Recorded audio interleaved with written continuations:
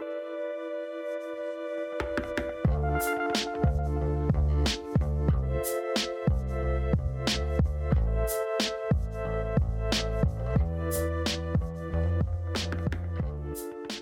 topic we're going to be discussing is how do you experience sensory input differently as an autistic person? They might share tips for how they experience and how they cope with, or just in general how that affects them. But I know we're looking forward to all of their answers. So let's get right into it.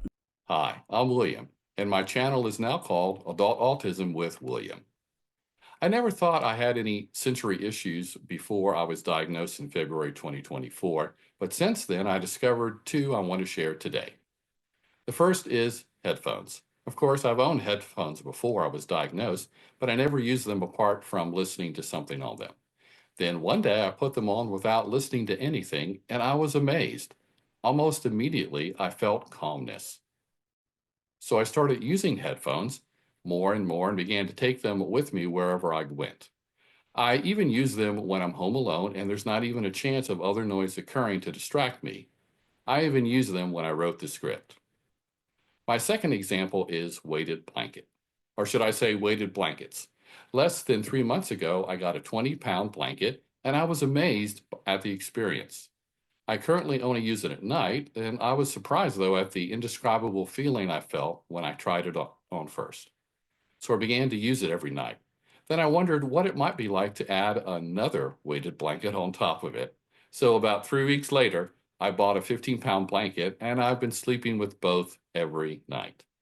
I'm going on a conference in a few weeks where I'll be at a hotel for a couple of nights, and you better believe I'm taking both blankets.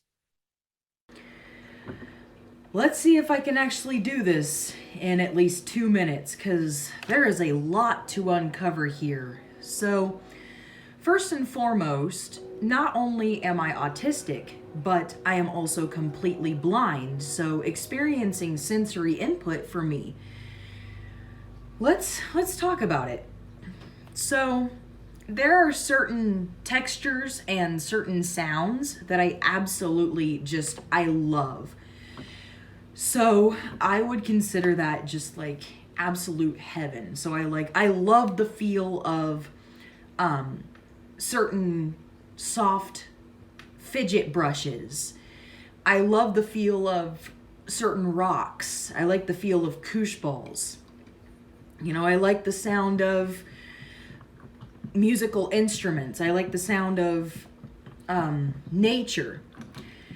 There are certain textures and sounds that I just can't stand, like fire alarms and stuff like that. Now, my biggest challenge, I would say, when it comes to sensory input is people coming in my personal space without me expecting it.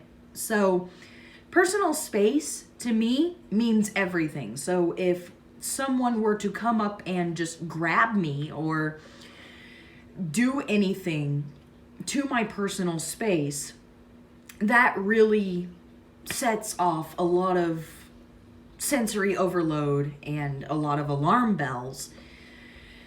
And that can be a lot. It's a lot that a lot of people don't really, I don't want to say understand, but they might not really know much about it. So that's how I experience sensory input when it comes to me as an autistic person. Hi, Jenny and friends. Oh, Jenny, I really appreciate this topic. How do I handle sensory input? And it made me think about the video that you posted a while back on how autism is not a linear spectrum, it's a wheel.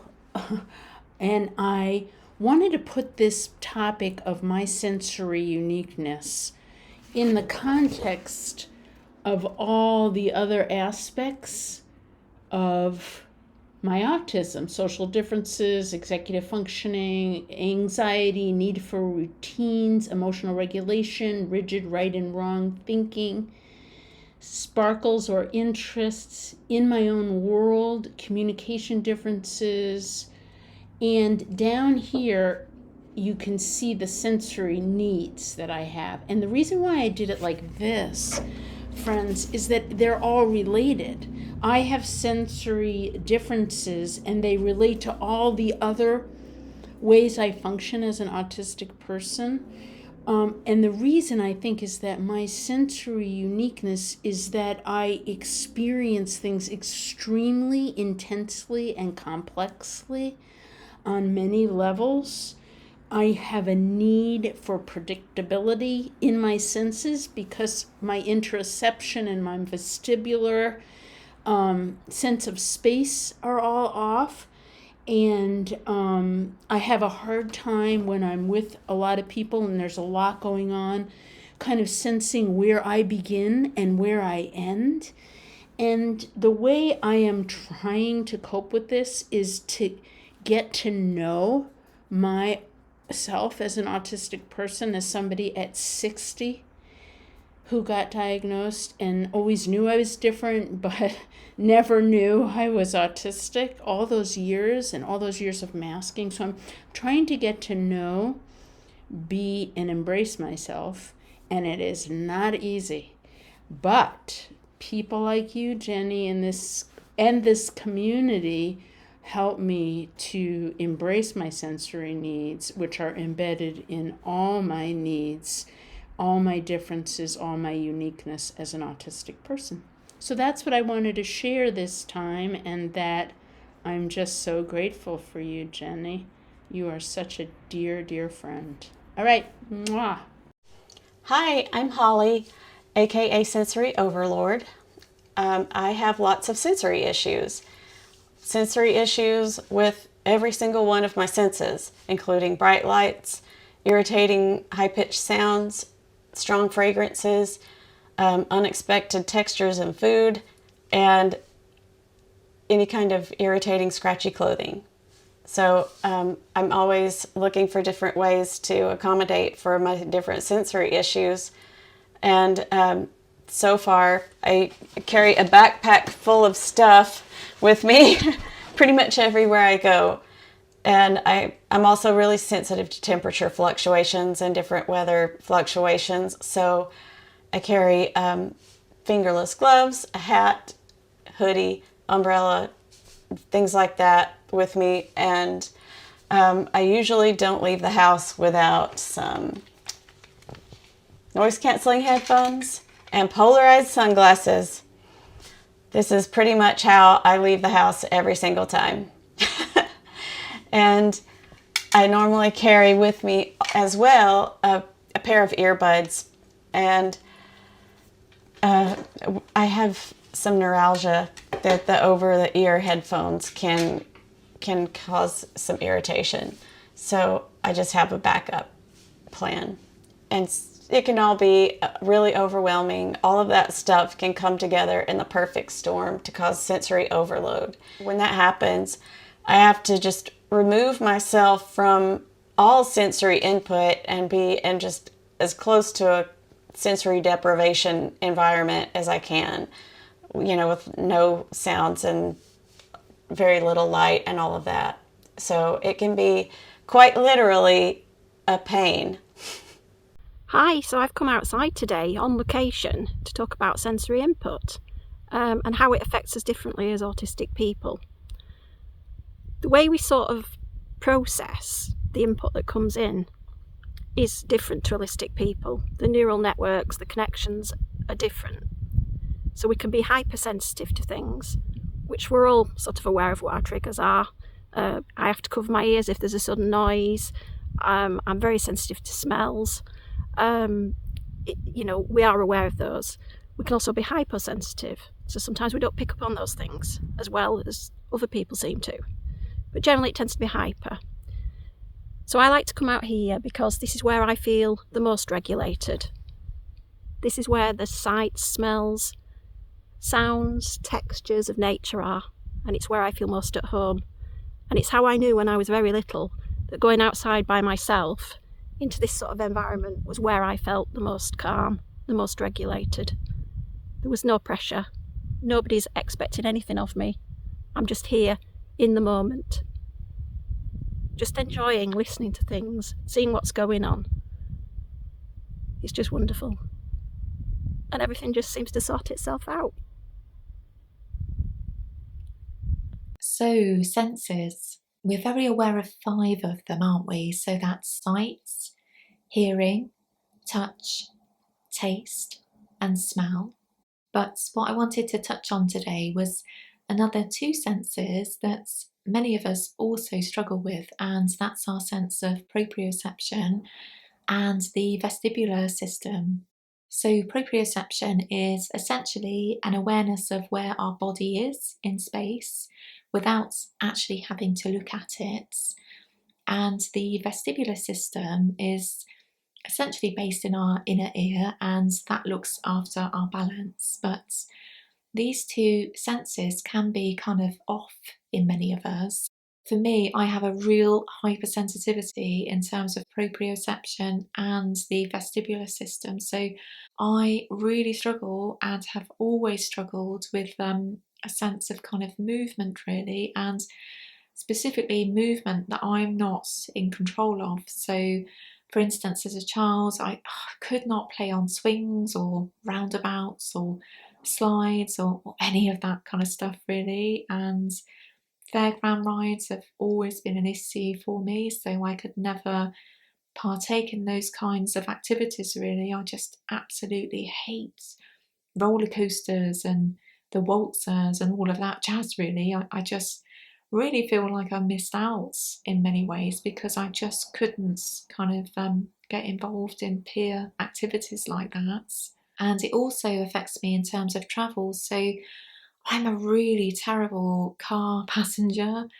I really struggle on public transport as well, such as buses and the tube. I just hate the sense of fast movements in particular, and I get really panicky really easily. I think in terms of coping strategies, however, because we all have to use transports here and there, I really rely on music actually and my iPods, and I found that to be the only thing that kind of helps in some way. Not always, but very often it will help to calm me. So yeah, proprioception and the vestibular system. I just wanted to shine a light on both of those today because I think some of us have real challenges with these. Hello everyone, and thank you to Jenny for assembling us for another collaboration video. I hope what I'm about to say is useful in any way. If I look off screen, it's because I've made a few notes on the laptop, and if you're wondering why the background isn't the usual one that I have on my Autistic Not Alien videos, then it's because I'm just too exhausted to move furniture around. Long story. So handling sensory input. When I'm at work, I usually wear headphones. If I'm in a big open plan office and there are lots of conversations, noisy doors, and they make a beeping noise that penetrates my brain. I put on YouTube, listen to Autistic Jenny's videos. I must have listened to about 100 of her videos while I've been at work. Confession. Listen to indie music, generally Adrian Lenker and C Rose are my current favourites. I just try and block out the noise. When I'm outside of the house, I'm not at work, I'm shopping or whatever, I wear my hoodie. And I had to think about this while I was thinking about this video. I actually realise now that I try to blinker my view so there aren't so many things to consider.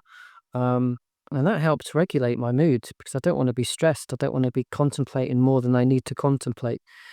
Also, when I'm on the bus or the train, usually I look at my phone, which has a reputation for being antisocial behaviour. But if I'm focusing on the phone and probably reading about autism, then I'm self-regulating. I'm not getting stressed by noises and what other people are saying and that sort of thing. So I look at my phone, I put my hoodie on, and to deal with multiple sounds, so audio processing problems, I feel bolder in asking people to repeat themselves. Now that I know I'm autistic, I'm more aware of my needs and more likely to speak up for my needs. So I ask people to repeat themselves, and if I'm the one in charge of the television, then I allow myself to put the subtitles on because it helps me hear. So thank you for listening to me, and I hope some of what I've said at least was useful. So here's what I wanted to say about how I experience sensory input differently. I spent my whole life not knowing I had different sensory issues than other people because nobody else ever complained about things being too bright or too loud, so I didn't either. You just think, well, everybody else hears things the same way I do, or everybody else smells and senses the world the way I do. It's only when you get older you possibly realize that that wasn't the case at all. So my biggest challenges are going to be sight. It's been driving in the car, and especially at night with the LED headlights is one of my biggest challenges, and I'm thankful to M. Vance on this channel who recommended some blue, ultra blue light blocking glasses, and I'm going to get a pair. They're on my Amazon wish list. Just walking by my window in the morning, it is so bright. I love the sunshine as much as the next person, but when it feels like it's blaring into my soul, it's just too much. Another issue I have is smells. I've noticed that smells can really be an issue for me as well, and my family's very aware of that. The other sensory issue I have that I think is a problem is my hypersensitivity to pain. It's been proven that autistic people can feel pain, sometimes stronger than the general population. Major sensory issue for me is touch. I have to sleep with a pillow between my legs because I don't like my thighs touching. I have to wear socks because I don't like my bare feet touching the floor. I don't like sitting on leather couches or in leather seats. I don't like the sensation of my legs sticking to it. I don't like certain utensils if they feel thin in my hand and they're not the right consistency of thickness. It almost hurts to even hold that fork in my hand. So those are the ones I would say their biggest struggle for me is the ones for sight and for touch. So I wanted to include the poll results from a recent poll under my community tab. You voted, and here's what you said. Out of 120 votes, it looks like 11% of you feel like sight issues, brightness levels is the hardest for you. 10% said smell, 41% said sounds, and 38% said it's a combination of two or more. And there was 58 comments, so feel free to go and check out those comments and add your own. I want to thank everybody that participated for being in this and submitting your clips. Be sure and go and check out their channels also. We'll see you next time. Bye.